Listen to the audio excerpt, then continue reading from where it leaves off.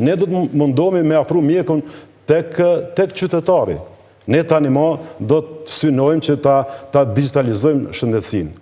Ka kohë që gara ka fillu në një anë promovuese e në tjetrën kundërshtuese, por që ne sot do të prezantojmë shtyllat kryesore, 3 shtyllat kryesore të cilat ne e bazojmë programin ton, por që këto shtylla identifikojnë mbase edhe problemet me cilat ballafaqohen qytetarët tonë.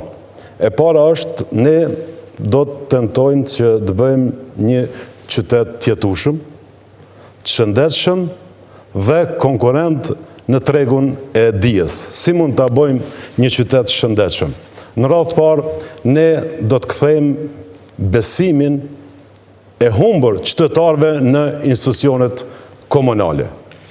Hapin e parë që ne do ta bëjmë me qëllim të rritjes së transparencës dhe llogaridhënies.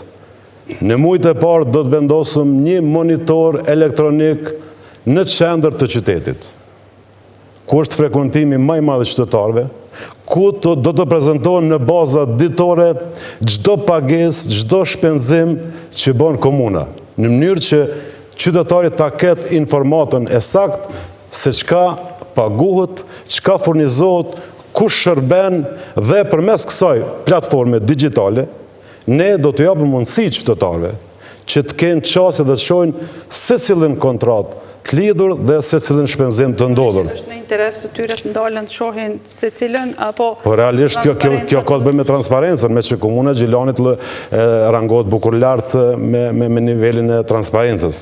Do të mundohemi që të kthejmë, që të rrisim nivelin e satisfaksionit qytetarë me shërbimet publike, shërbimet që ofrohen qytetarëve.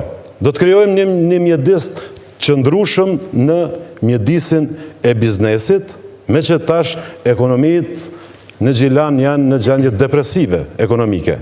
Dhe ne do të mundohemi që me mbështetje duke u gjetë afër atyre, jo vetëm në menaxhimin e riskut atëherë kur ata përballen me probleme të jashtëzakonshme, sepse mbase ky është qëllimi edhe institucioneve komunës, që në qoftë se një biznes hyn në një situatë risku atëherë duhet të intervenohet, po ne do të bëjmë edhe pjesë edhe zhvillimit të këtij biznesi, po mbi gjitha për ta bërë një qytet të jetueshëm, lehtë të jetueshëm dhe jo të shtrëngum, ne do të afrohemi te familjet me nevojë, e sidomos te familjet të cilët kanë persona e fëmijë me aftësi të kufizuar, në mënyrë që t'ju krijojmë atyre familjeve një lëvizje të lirë, një mundësi punësimi, dhe ne ata fëmijë do t'i marrim, t'i trajtojmë dhe t'i çojmë, t'i dërgojmë në qendrën me qëndrim ditor për fëmijë me aftësi të kufizuar.